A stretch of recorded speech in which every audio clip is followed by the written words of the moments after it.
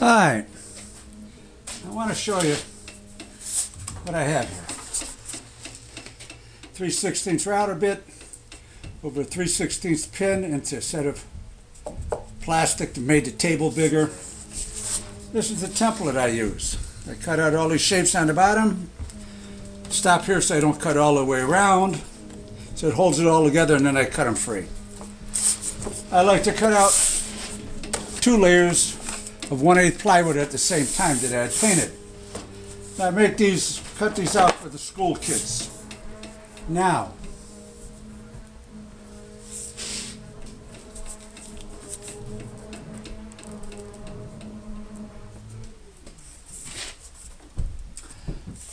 right now, I got it set up for 3,100 RPMs. That's the highest this will go.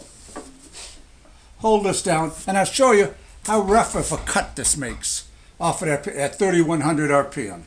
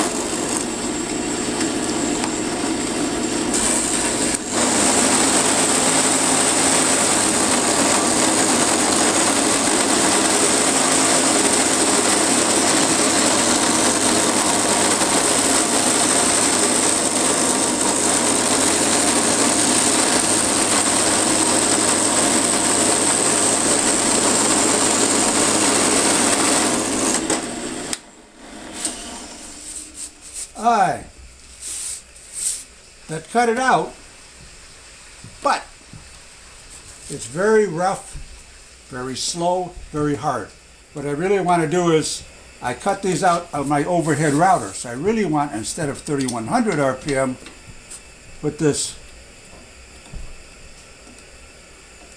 3/16 cutter, I want the router with 30,000 RPM. So let me show you what I come up with to do that. First thing you have to do is you have to remove the chuck. Where you remove the chuck is you either make this up or they sell these things. I don't know what they're called, but this is a number 2. But this is what you use to release the chuck. And you slip it in there and you hit it.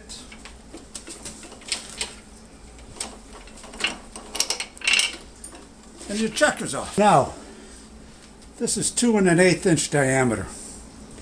This is, I don't know, 1 inch diameter. And I'll show you where this comes into play, that 1 inch diameter. Alright, next I'm going to make the pieces that we're going to attach to this to hold the router. I'm going to do all the machining to it.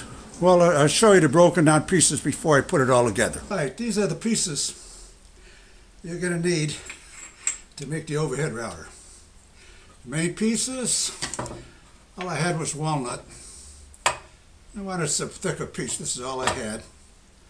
Ran the grain this way. Didn't want to run it this way. A chance of it'll crack. This should be stronger. This is sanded out to a 2 1/8 inch diameter all the way through. I made a little relief on the top because you're seeing in there it could go up a little higher. This is a U-bolt I bought from Harbor Freight, $1.88. I had to widen it a little bit, so I heated it up and pounded it in kind of thing, widened it up a little bit because there was only maybe an inch and a 1/16 on the inside of it, and I had to open it up. Then, like I say, drill the holes all the way through. I went 3/4 of an inch down. And the reason I had to do this is because it's only 7/8. It's the metal that's on there. So I wanted this right in the settle of the hub that's on the drill press, and you see what I mean. And then, like I say, this fits in here. Now, another thing I got to do I got to drill some holes to attach this to this. Let me do that. Drill some holes in here, countersunk the bottom. That will attach that piece to there. I went ahead, I disconnected this little sub piece off of here because I want it as close as I can down here. Off of here, use that as the template to drill my holes. I got some little screws put in from the bottom. So, the first step is, like I say, I have the dimensions for all this at the end of the video. But like I say, this is all you really need. Got the router for $5 at a garage sale. You can pick them up cheap. Or even, I don't know how much they are at Home Depot, but I don't know, $20, $25 for a new one at home. But they're light. I have another small one like that, but it's heavy, and I wanted something light. Like I say, I'll give you the dimensions for the piece of wood. Now I'm going to screw this onto here. Screw the base.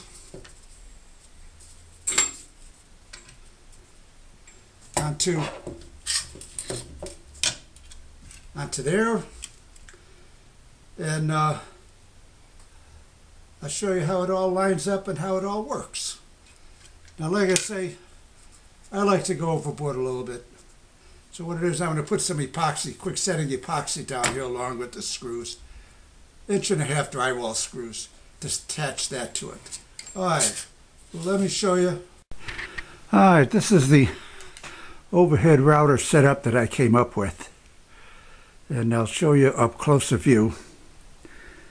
But again, like I said, the reason you can't use really just the drill press itself as a router is it's only 3,100 RPMs, where the router is 30,000 RPM.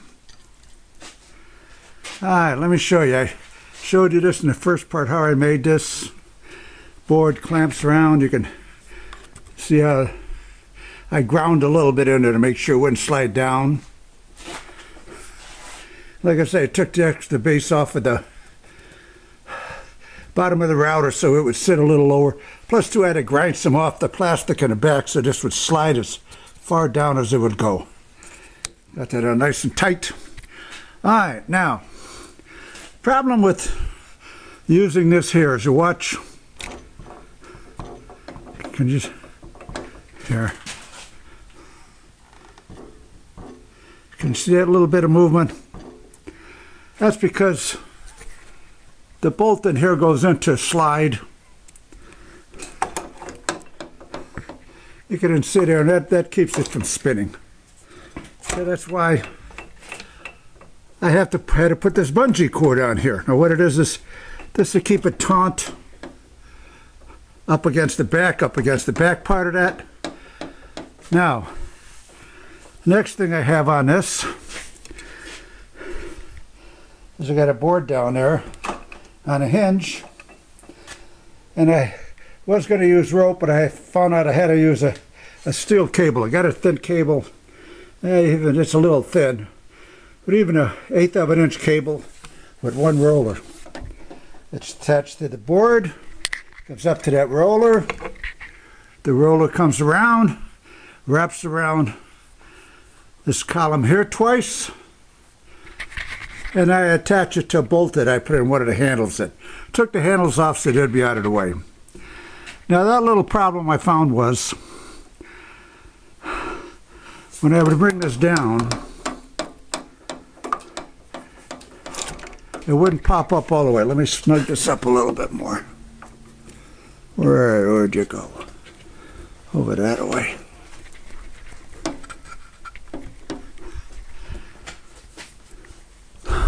Let's try this now.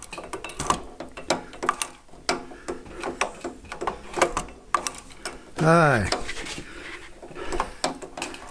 See, it pops back up, out of the way. So like I say, what I did, I had to put another bungee cord here, wrap it around, give it more tension to lift this back up. And that's it now. Actually, what did I think about this? Just a little setup with the cable.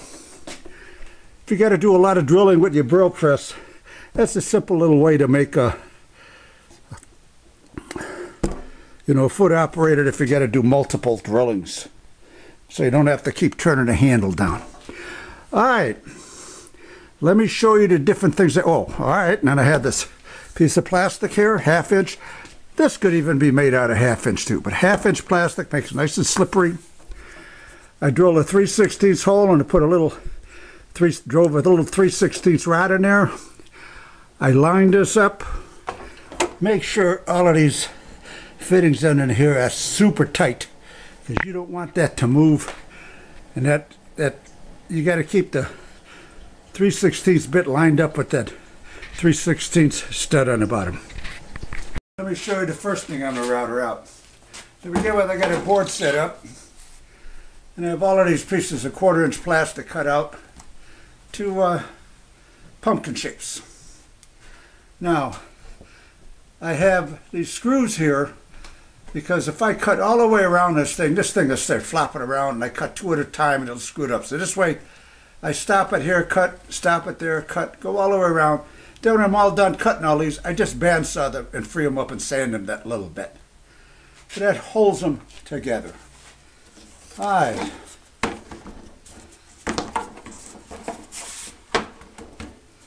Now I got it marked here. Like I say, I cut out 2 pieces at a time. I got it marked here where that screw is, so I know where to start, where I bump up against the screw. All right. I'm going to put my air protection on. People complain about this, so let me put it on. All right. I'm going to cut out a couple of them.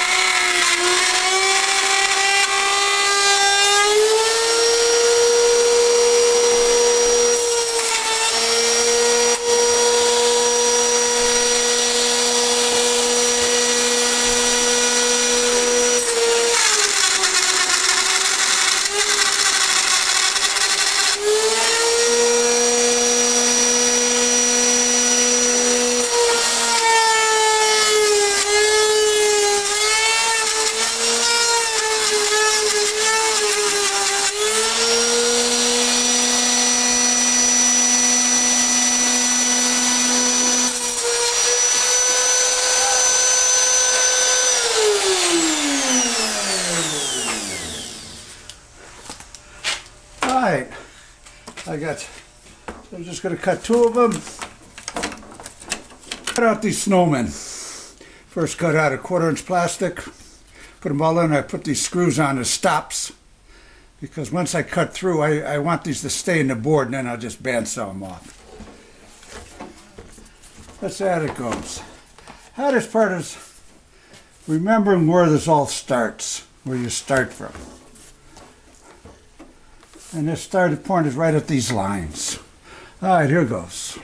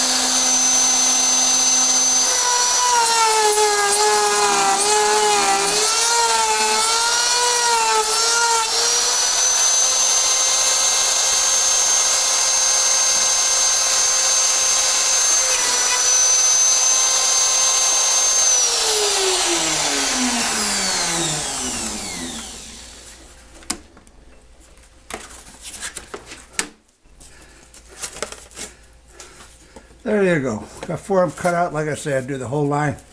Then it is just bandsaw. And I hit them a little bit on the sander. I did 300 of their, in 2 days I did 3 days. 300 of them totally finished of the snowman and 300 of the pumpkin for the first graders here in Brunswick. I give them to the schools. All right, I'll show you the next thing I make with this. Next thing I'm going to router out are cedar pieces in different shapes. I just made up shapes. Some religious, some not religious. Same thing, if you notice I got the screws. Now like I say, the hardest part is remembering what's in there to know where to start. So I try to lay it out a little bit like that. Now I usually have, in between here and I usually have the clamps to hold it down, but I didn't want to bother. I only got the 2 clamps moving the clamps. So I just put a couple of screws in this. This is cedar closet lining. Let's see what this is.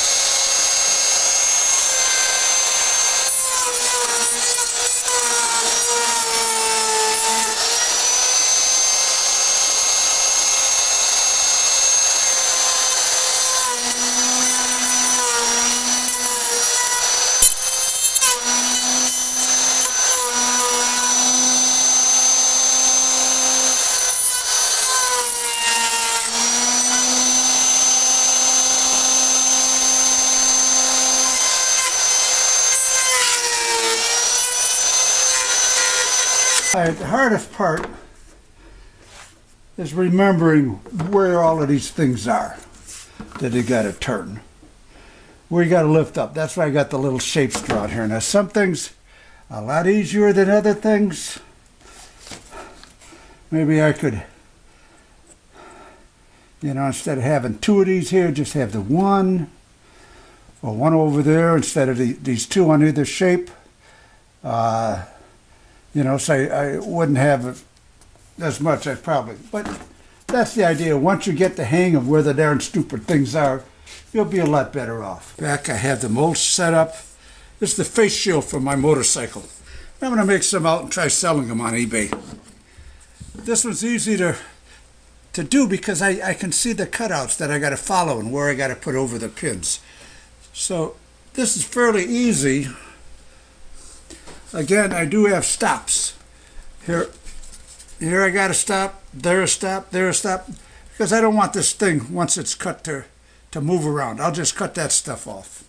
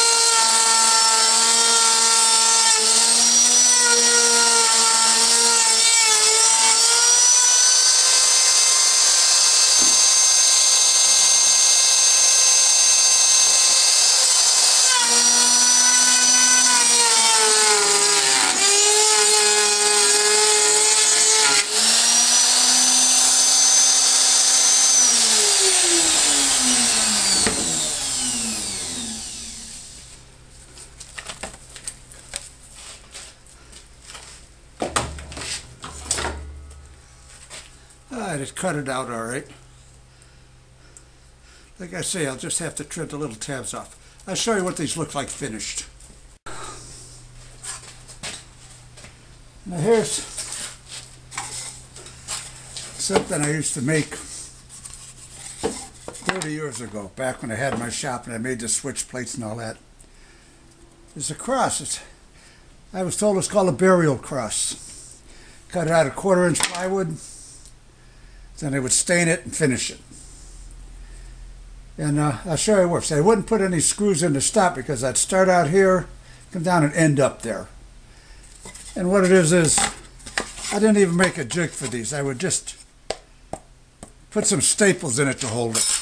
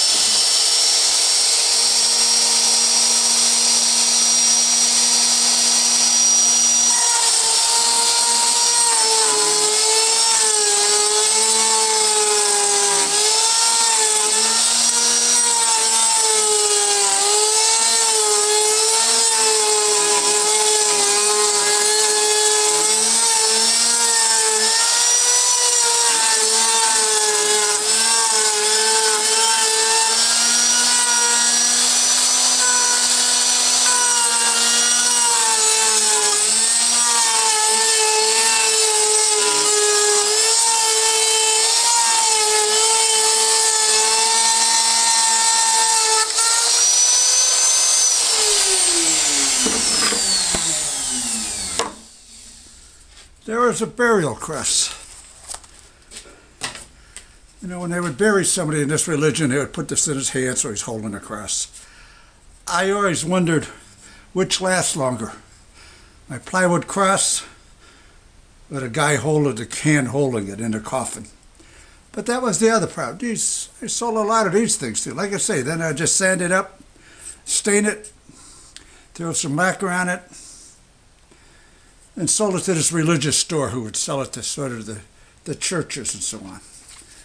And that's the last thing that I ever do with the overhead router. We could probably make some improvements on this. Like I say, one suggestion is maybe cutting out this bottom plastic and going ahead, and so you can drop this down another 1/2 inch so you can see more in there. Oh, one other thing I got to show you is what else I do with this router. Let me show you that. A piece of wood, laid out some letters, set the depth so I could cut it in around 1/4 inch. Now, what's the advantage of this? Well, you see what I can see. I'll be moving the piece rather than moving the whole router, but I can see better where the lines are when I'm routering this. So let me show you.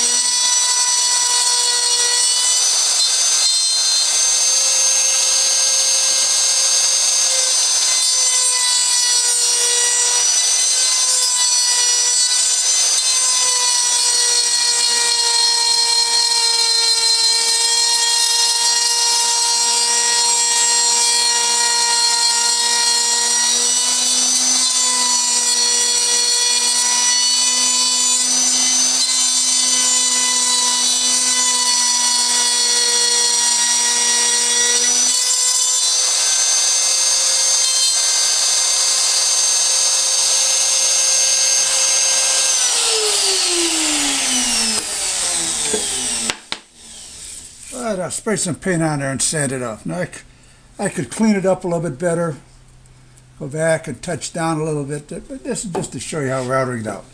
Or actually, I have letters from a template that I got from someplace for using it. I could have attached the letters on the back of that and done the same thing with the pin. I had removed the pin. I took the pin off of this. But I could have done the same thing with the letters, set up a fixture underneath to router out the letters. Come out a little bit better than my hand, but you know, if you take your time, it'll come out all right. With changes, like I say, maybe cut that out so I can extend it down so that cutter I can see it better down in there. This I went to a bigger router. I went to 1/4 inch. Should have even gone bigger on that. But I'll show you all the finished pieces. Alright, now to finish this all off, here's my overhead router. I bought this, I don't know, 45 years ago. I think it cost me around 50 bucks. I don't even, this thing, when I bought it, had to be 50 years old. It's actually the table, you can adjust it one way or another, in and out, and use it like sort of a milling machine. But I strictly use it as an overhead router with a pin. Got a foot pedal down there. Other advantage this has, I can set a number of stops back here. So if I'm doing something with a template that has multiple depths, I can just index it to that different depth. But that's it. This is probably the original motor. I got another motor on it for it. Never bothered to put it on. But that's what it looks like. You ever run across one of these things? No, the pin routers I looked at, the overhead routers, they probably weigh 500 to 1,000 pounds. Cost you $1,000. If you ever find something like this, well, there's a name. Company It's called Neep, N-E-E-P, Bits Shaper. So actually, they call this a shaper. All right, if you ever find one, grab it, because like I say, this, it's a lot more accurate than the drill press. But again, drill press, $20 you can put it all together for. Last look at the main part of this overhead router. Like I say, plastic body from the Harbor Freight small hand router. A piece of wood, a 2 1/8 inch diameter sanded in there. A U-bolt. Home Depot. Like I said, I had to bend out the U-bolt farther because it was like for a 2-inch. It's the closest I can get, so I had to put it on a vise and bend it out and shape it out so it's fit over the 2 1/8. And like I say, this other base, I got it out of 1/2-inch plastic, like something nice and stiff. The only other thing that maybe would improve this thing, I don't know how much it would, I don't think it would destabilize it that much, is if you opened it all the way up through, even cut out the base of that router down there, the bottom of the router. Figure this is a cheapy one-shot deal. And then we got to remove this. There's a little gear in there. You got to remove that. But it is that gear rides on this. And if you clean that all the way out to the bottom, you can see you could bring that base all the way down to the bottom of that board, which would give you a lot more visible area to see underneath. That was the one thing. You want to be able to see underneath there. So probably the best idea is clean that all out.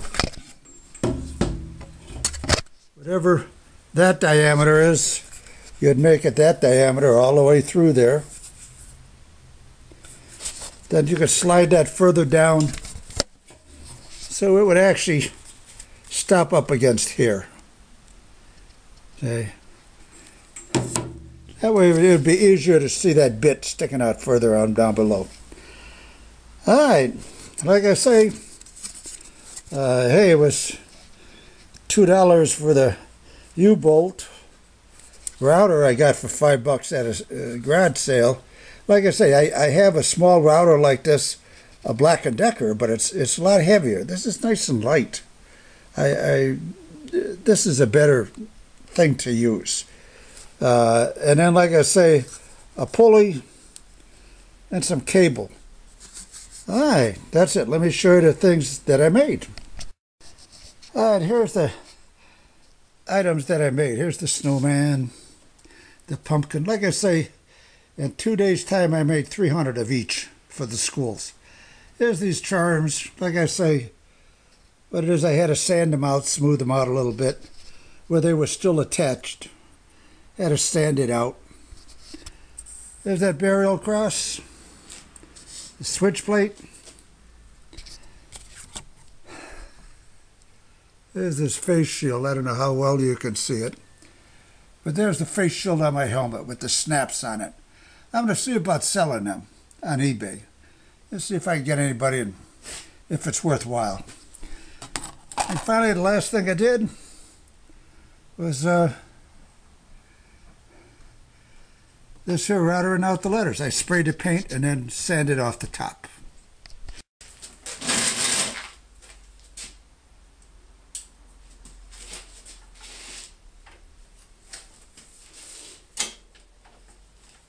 That's it. I removed everything from the drill press. So it's back to being a drill press again. But I left this cable for right now on and the board down there. Should have put 2 screws in so it wouldn't turn. But say I got a lot of drilling I have to do. Rather than turning the handle down, all I got to do is slip down, let up, slip down, let up.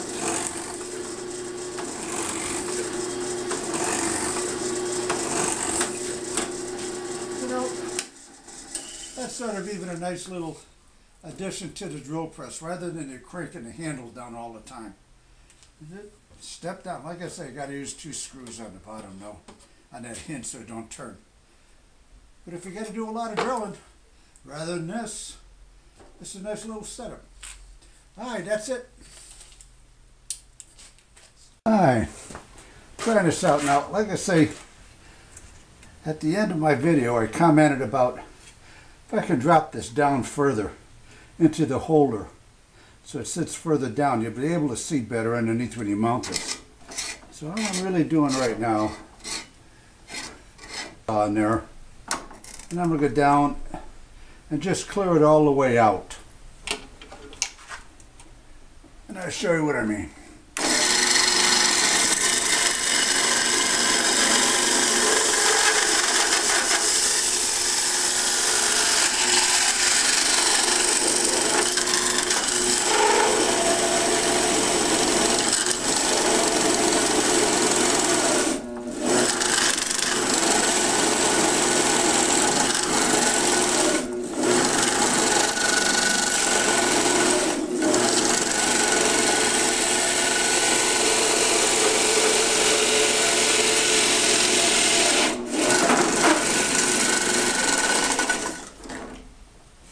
Alright,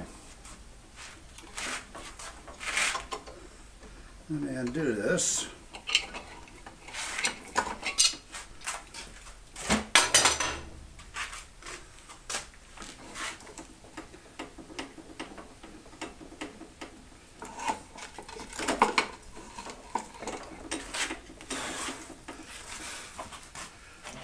Actually, if you can see, it's the same diameter now all the way through. Might have to trim some of this out. Let's see how it fits. I don't know if you can see this.